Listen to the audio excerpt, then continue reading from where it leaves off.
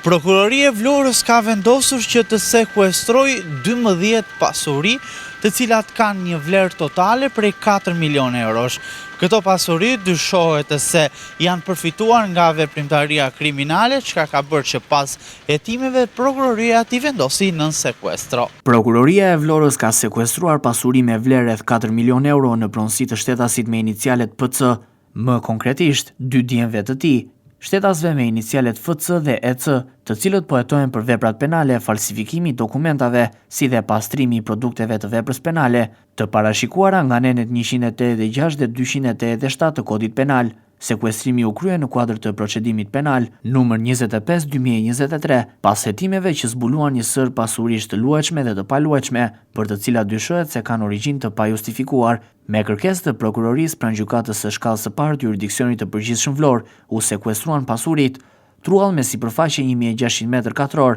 në emër të shtetasit me inicialet PC, bodrum 841.75 m2 në emër të shtetasit me inicialet FC,